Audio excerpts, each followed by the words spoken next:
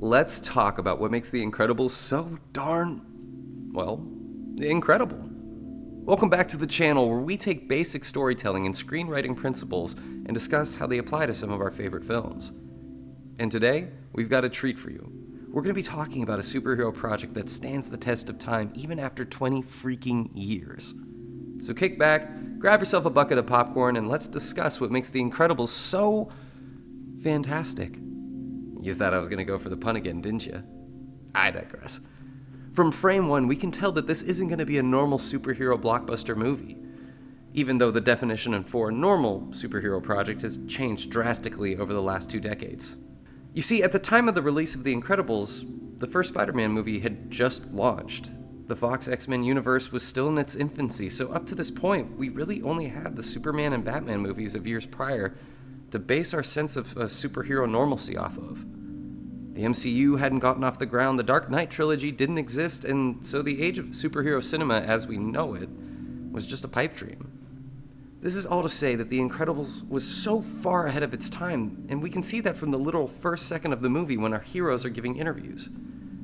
In this world, they're public figures, and as we learn later on, the top heroes, such as Mr. Incredible, Elastigirl, and Frozone, had fan clubs and merchandising deals, and that most importantly, they adored the attention. The duration of the movie will show Mr. Incredible's struggle to adapt to civilian life after his time in the spotlight, and as this goes on, the main force asking him to settle down is his own wife, Elastigirl. But during the testimonials, we can see that she's just as into the superhero limelight as he was. At the heart of the movie is the relationship between these two, and Elastigirl plays just a bigger role in the movie as Mr. Incredible does. After these interviews are over, we get straight into the prologue sequence of the movie, which shows what life used to be like before the first act of the movie. And in this case, it's at the height of the glory days of superheroes.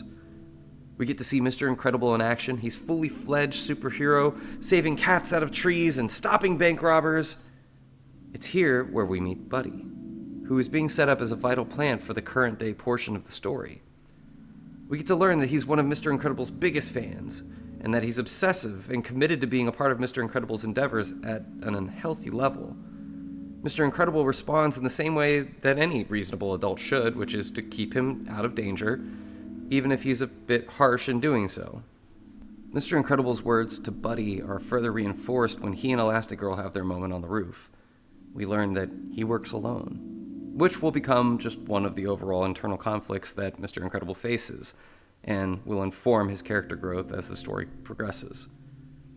The prologue comes crashing down, however, when Mr. Incredible saves a jumper from ending his own life, which creates a series of events which would eventually unravel the height of the golden era of superheroes as a whole. In doing so, Mr. Incredible comes in contact with Bon Voyage, and again with Buddy.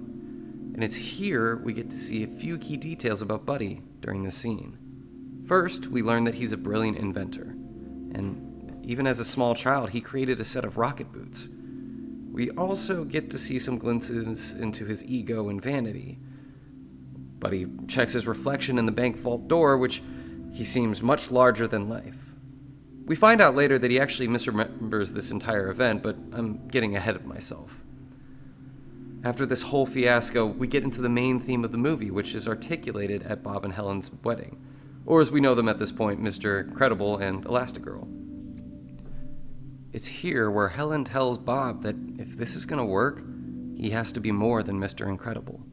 And it's here where the heart of Bob's problems lies. Right now, he's a hero basking in the fame and glory of being a renowned hero. He helps people because it's the right thing to do, but we do also get a sense that he's not always driven purely by the desire to help people.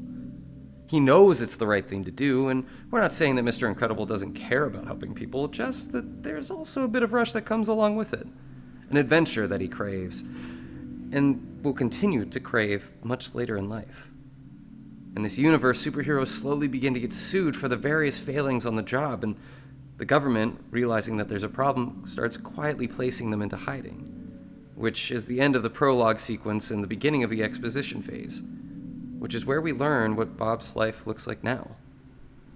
The life that he's built, however, is extremely mundane. It's a far cry from the age of adventure that defined his youth, and now he works in insurance. We see that he's still trying to help people, even to the absolute disdain of his boss, but this shows us that deep down he still wants to be there for people. He still wants to help. Even if it's not in the same capacity that he once enjoyed. This is where we start to get into Mr. Incredible's want versus his need. What he needs is a sense of purpose, and the physical form that he thinks this takes, or the want, is by being a superhero again. And we see him chasing this rush several times throughout the movie.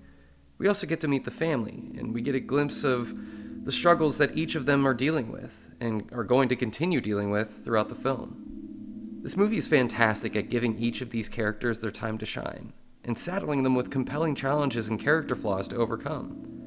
On this channel, we talk a lot about the differences between a two-dimensional character and a three-dimensional character, and how two-dimensional characters usually don't really grow or overcome these innate flaws, which is what sets them apart from being a three-dimensional character.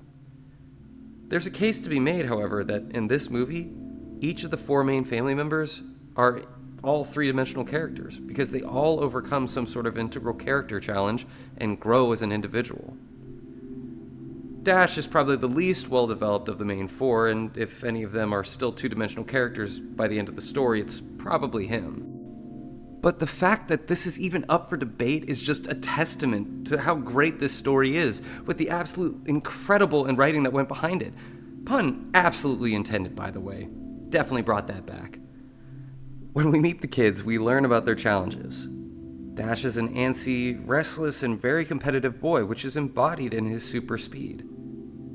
When we meet him, he's in the office for putting a tack on his teacher's chair, and in the car, on the way home, we learn that he is yearning for the same sense of adventure and competition that his father's been chasing. We can see so much of Bob in Dash, and he begins to beg and plead to just be allowed to join sports. We learn that, surprise, surprise, Bob's in favor of this idea. Violet, on the other end, is shy and has trouble socializing with people her age. Her character flaw that she's going to learn to overcome is her insecurity and lack of confidence. At the house, we meet a boy on a trike, who's in exactly 3 scenes in this entire movie, but is by far the best plant and payoff in the entire movie. During dinner, we can see just how disconnected Bob has gotten from the rest of his family. He almost looks like he's on autopilot, and we get the sense that he's been this way for quite some time. When Helen tells him about Dash's visit to the principal's office, Bob encourages and enables Dash by getting excited that one of them was having an adventure, and that he's proud of his super son. The kids banter and fight like superhero siblings would do, while Bob learns that his old friend and fellow superhero Gazerbeam is missing, which is another plant that will be paid off later. Lucius comes to pick Bob up, and after he's gone, Violet vents her frustrations about wanting to be normal, and it becomes clear that this is where her insecurities stem from. She wants to fit in, but she's taking that frustration out on her powers. And it's here that we find out that Violet also has a want and a need. What she needs is to figure out how to be comfortable in her own skin, but the physical form that this takes is wanting to be just like everyone else. Surely she'd be comfortable around her classmates if she was just like her classmates, and not some superpowered freak, right? Right? Meanwhile, we see Bob chasing the high again by listening to a police scanner, because in his mind this will restore the sense of adventure and purpose that he's been missing for years. And we find out later that this isn't the first time that he's done this. The fire and subsequent evasion from the police are a physical challenge that he faces, and they're a test of strength, skill, and wits to get him out of a physically dangerous situation, but his fight with Helen, when he gets home, isn't something that he can defeat outright. Over the course of the movie, they're at odds with one another, but they are both on equal footing. They're both right and both wrong, which is how a lot of real-world fights, especially those among married couples, go. But what this movie does so spectacularly, it gives Helen her own time to develop and shine instead of relegating her to a stock romantic interest. She always manages to dodge one of the most tiresome tropes in fiction, which is the wet blanket love interest. There are so many romantic interests who serve only as an obstacle for the protagonist's adventure, and they remain two-dimensional characters the entire time, but we'll see later, Helen is so much more complex than this. What's so interesting to me about this movie is that the second act hasn't even started yet, and won't start until after Mr. Incredible is fired for throwing his boss through several walls. We once again meet the kid on the trike, who proclaims that he's waiting for something amazing. When Mr. Incredible responds that he is too, we see that he's about to get his wish, and this is when Act 2 begins. What's so incredible about this movie, I didn't mean to do that one, is the writing approach for Act 2. You see, Act 2 is cut in half. There's Part A and Part B, which both have their own underlying theme. So let's start off with Act 2, Part A. The start of Part A is when Bob is offered the chance to become Mr. Incredible again. Not only does this mean that he gets to help people, but he can relive his ever-so-precious rush of adventure. The entirety of Act 2, Part A is defined by the hero being confronted by an upside-down world or a change in their environment that they now have to navigate. In story writing, this can either be a negative upside-down world, where the new reality is scary, dangerous, or harmful, or in Mr. Incredible's case, a positive upside-down world, which is luxurious and, in a sense, everything he's ever wanted. This is where he starts to lie to Helen, and has his first encounter with the Omni-Droid. When he's running through the jungle, however, we can see just how out of shape he is. And the one thing that I love about this movie is that, at several points, we can see the toll that these adventures have taken on these characters. He winces before getting hit by the train, he gets tired from running, he struggles to lift heavy things, and we can even see the strain in his breathing. And this isn't just a Mr. Incredible issue. It applies to all the characters. They all get tired or sore. Helen in particular strains herself several times. And I like this approach to a superhero universe because it humanizes the superheroes. Just because they're superhuman doesn't mean that they're invincible. Again, the film is not called The Invincibles, it's The Incredibles. After Mr. Incredible fights and defeats the first Omni-Droid, we're treated to a montage of his new upside-down world, which consists of new cars, a new workout routine, better relationships with the kids, and overall a renewed lease on life.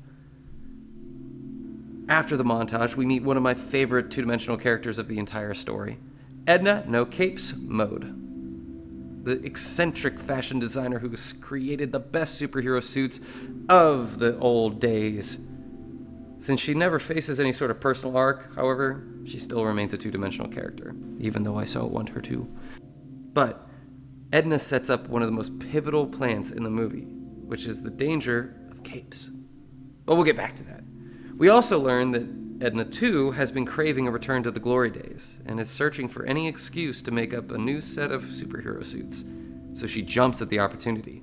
When Mr. Incredible gets his new suit, he returns to No Man's Island in the lap of luxury, and this is where his upside-down world shifts from a positive to a negative, which is a common trope in fiction. This allure eventually shows itself to be an illusion, and when the curtain is ripped away, we see the sinister nature behind the island.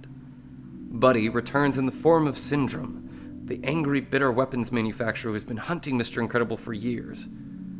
Mr. Incredible finds the body of Gazerbeam, which is both a payoff to the scene where he was reported missing, as well as a new plant where Mr. Incredible finds that in his dying moments, Gazerbeam etched Kronos into the wall. This indicates to us that Gazerbeam was also onto something, and he too found that this operation was not as it seemed. The end of Part A comes about when Mr. Incredible discovers Syndrome's true plan, and is subsequently incapacitated. You see, Part A was Mr. Incredible's piece of Act 2, where he got to live out his superhero glory days, but Part B, that belongs to Elastigirl. For Part A, she had a few scenes where she suspected Bob of cheating, and then during the break between Parts A and B, she's being shown the suits that Edna made for the rest of the family. Here, she learns the truth, and after Mr. Incredible is captured, the movie pivots focus over to her. It would have been easy for the film to relegate her into a two-dimensional spouse archetype, but deliberately gives her the attention and the agency that she needs to become one of the most badass superheroes in pop culture to date. Helen packs her bags, charters a jet from an old friend, and gets to work. This allows her to fulfill a trope that Mr. Incredible has already ventured into, which is coming out of retirement for one last job adventure, which is a pattern in which we see a hero who is past his or her prime giving up on the quiet life in order to dig up their past. These are some of my personal favorite stories, and Elastigirl now gets to officially come out of retirement and re-enter the life of superheroism. And she jumps in full force. After finding out that her kids had stowed away on the plane, she helms one of the most tense scenes of the entire movie, when missiles are heading for the plane, and this is what makes her such a fantastic character. She's ferocious and takes immediate control of the situation. Her absolutely electric commanding presence shows us why she's such an incredible superhero, and also a leader. Mrs. Incredible earned her name, and we know now why she is so successful and immensely respected back in the day. This is also a perfect time to note that every single action sequence in this movie is iconic, but this is probably the most dire physical challenge that any character faces. This is also where Violet has to face her character growth head on, but at this point she's not ready. Helen commands her to put a shield around the plane, and in this Herculean feat that Violet has never done before, and despite her best efforts, she fails. She doesn't have the power or confidence necessarily to act as her mother does, and this nearly costs the family their lives.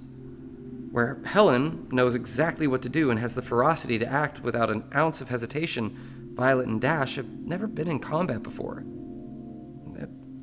All things considered, they're just kids. They're scared. And in Violet's case, she freezes under the pressure. When they finally get to the mainland, we see another example of both Dash and Helen being exhausted, which is another way to humanize these characters and make us feel for them. But we also get a very raw look at the situation. Helen doesn't sugarcoat anything. She tells the kids outright that their lives are in danger. And this trust is something that neither of the kids should have put on them this early in their lives. But it's a necessity that if they're going to get out of here alive. This is also the next step in Violet's journey, where she apologized for not acting sooner, for not doing more, and not being ready for that pressure. But even in this frustration, Helen is calm and reassuring. In the moment, when their lives are in danger, Helen is sharp and authoritative, as if commanding soldiers in the field, but now she's calm, and she's the one who apologizes. This is what makes us love Helen, because again, even though she's a superhero, she's still human. She's a damn good mom. It's also where Violet puts on the mask and begins to grow into a more confident and self-assured character, even though she's not quite there yet. Helen, however, runs off to find Bob, and it's here where we get to see a full look at her approach to superheroism. We get a glimpse of it in the prologue sequence, and we've seen domestic use of her powers, but we've never seen her in full superhero mode with the mission at hand. She's out of practice and it takes some adapting, but she gets the hang of it. It's around this time that the kids are caught up in the middle of the jungle, and soon forces of the island are down on top of them. Again, though, these are just kids, and they've never actually been in a fight, let alone a super heroic fight. Yes, they have powers, but that doesn't make them any less scared. This is their opportunity to fend for themselves, and whether they like it or not, they begin to develop their own identities as individual heroes. Bob, however, has reached his lowest point, now firmly believing his family's dead and that Syndrome means to march the Omnidroid onto the mainland. What's interesting here is that Bob is the protagonist of the movie. He's the main character that we follow, and this is his lowest point. But it's still not the film's false victory or false defeat. This is only achievable because this is truly a family movie, and conflict resolves around all four of them, not just Bob. The film has been able to separate its arc from Bob's personal character arc, which goes to show how spread out the responsibility is, and how it's distributed to each character. It also goes back to Bob's mantra, which is that he works alone, and the film keeps trying to teach Bob that he can't do that. He has to rely on others.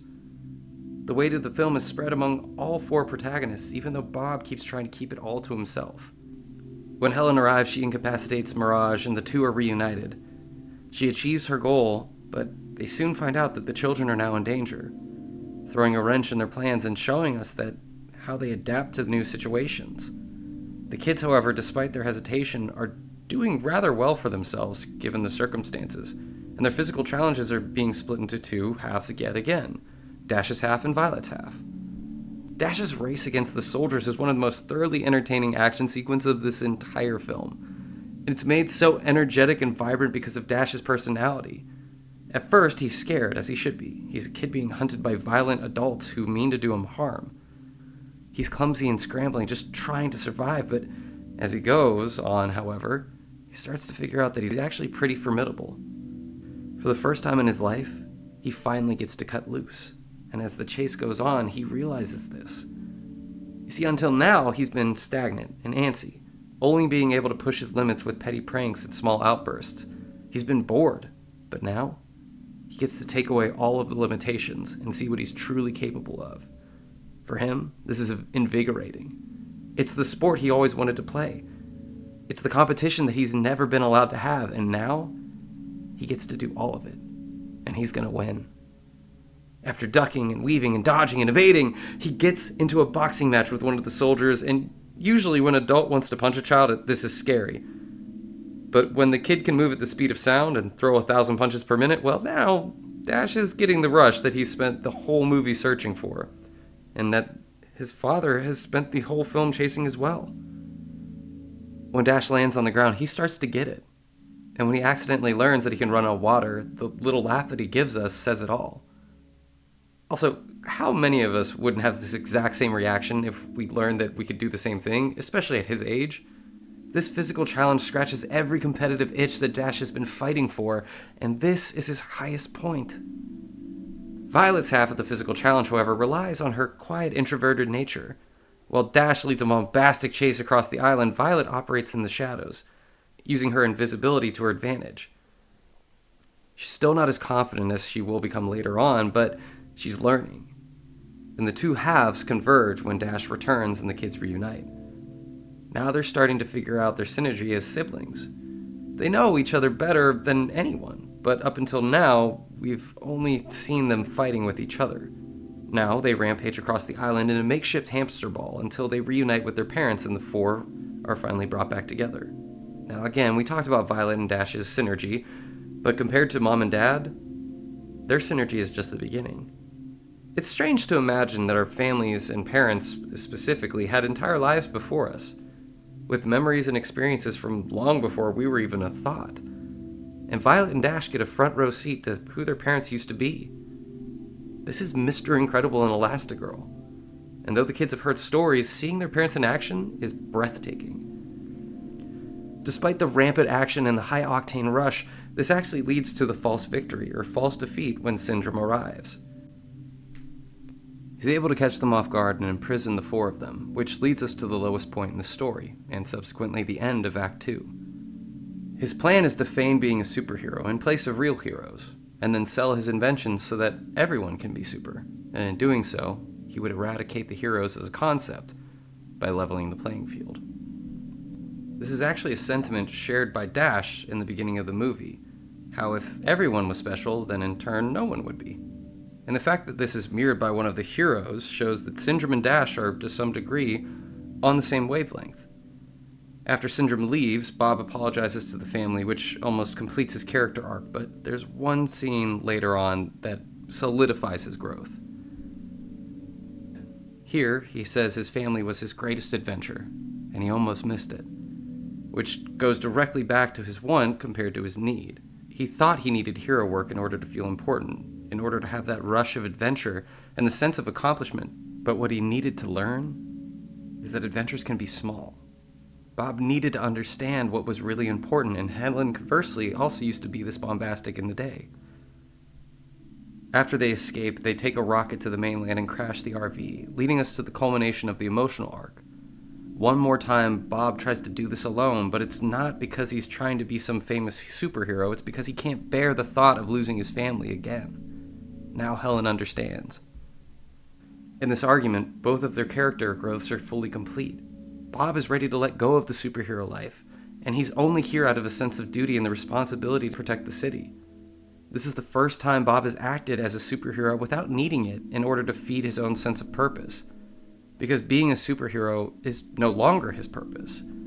Helen, on the other hand, has spent the entire movie being opposed to superhero work, and for good reason. But she was under a misconception. She believed that Bob was chasing the highs of reliving the glory days, and she thought he was being selfish in doing so. But now she gets it. So in one vital moment, Bob lets go of the need to work alone, and Helen embraces her responsibility as a hero and as a mother. Now, they have to conquer the physical half of the climax and defeat the Omni-Droid in one final showdown. We reunite with Frozone, who is another fantastic two-dimensional character who delivers one of the most quotable movie lines in recent memory, but since he doesn't have a character arc, he's still only two-dimensional. Where is my super suit? They use everything they've learned throughout the course of the movie to come together and work as a unit. Everyone plays their part, but eventually, it's their creative problem-solving that wins the day. It's nobody's strength or speed or physical power, it's their intelligence. What I love about their solution is that it showcases familial chemistry on an unparalleled level. You ever been doing something with your family and without speaking, you've just known what to do next? That's what I'm talking about. When Bob grabs the claw and calls to Helen to ignite the engine, she immediately understands what he's doing. He never has to explain his plan, she just gets it. And they're immediately on the same page without any words being exchanged. After this, they enter the falling action. After the moments of the highest physical and emotional tensions have been resolved, but the conflict isn't done yet. Our first red flag is when Helen is checking messages and finds several concerning voicemails from Kari, the babysitter in charge of Jack Jack. They rush home to find that Syndrome has Jack Jack, and this is where all final threads are tied up, including the conflict with the main antagonist. Throughout the course of the film, Helen has been adamant that Jack Jack doesn't have any powers, which indicates that superheroes in this universe generally develop their powers at a very early age. First off, it's really funny to me to imagine new parents having to deal with a baby that has superpowers like invisibility or super speed. But secondly, she's proven wrong here. Jack Jack displays an incredible variety of powers and throws all of them in Syndrome and throwing him off his game just long enough to give the Parr family the advantage. Helen is able to save Jack Jack, and Bob delivers the final killing blow, all because Syndrome didn't heed Edna's warning and wore a cape. Finally, we get the conclusion to one of the last character arcs, which is Violet's confidence and the conclusion of her growth into a three-dimensional character. The first time, she failed to save her family from the plane attack, and this was due to her own hesitations and insecurities. As this plane comes crashing down, she doesn't hesitate this time. She's able to recreate a force field around her parents and her brother, and this is the beginning of her more self-assured nature. This is also represented by the fact that she's now wearing her hair back, exposing her face, and allowing her to be more confidently open. We also get the resolution to the boy on the trike when he finally gets to witness something amazing, and this is a wonderful payoff. We jump forward to a sporting event. However, we get to see everyone's new normal. For Bob, we see that he's learned family values and has found his true sense of adventure. Helen has loosened up and allowed Dash to go out for sports, and instead of outright holding him back, she's teaching him how to be responsible with his powers instead. As for Violet, she stands taller, speaks more confidently, and doesn't hesitate to talk to a boy that she liked at the beginning of the story.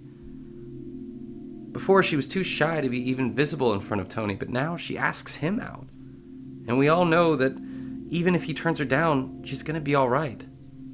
For Dash, he's okay with not being the best. At the beginning of the story, he tells Helen that he'll only be the best by a tiny bit, but he still wants to be the best. Now, he doesn't mind getting into the lower bracket, and it's only when Bob and Helen encourage him that he gets second place. The story manages to balance out not just one or two, but 4 three-dimensional characters in one story. That's an absolutely amazing feat. I'm getting away from the incredible puns, I'm sorry. After the race, they're brought back into the fold as superheroes when the Underminer burrows his way into the surface, only this time, they're all on the same page. They've all accepted their responsibility and found the middle ground. Bob isn't too eager, Helen isn't too hesitant, and the kids are trusted to take part without either parent being overly protected or overly encouraging to a dangerous degree. This is where we finally meet the Incredibles as a unit. Overall, the thing I feel The Incredibles does best is finding a way to humanize 4 incredible superhero characters.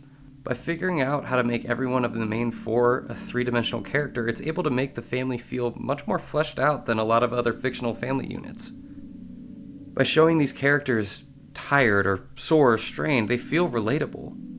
And the family dynamic is something that most of us can recognize in some capacity.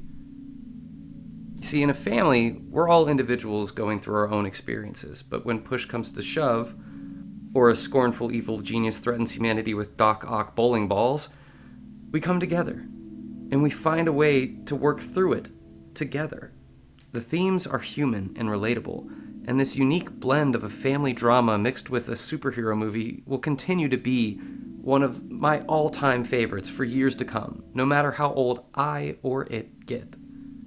On that note, I want to thank you for joining us today, friends, and be sure to let us know what other movies you want to see covered in this format. We're always looking for new suggestions, and we want to hear from you. We hope you enjoyed this, and be sure to let us know your thoughts on this down below. Thanks again.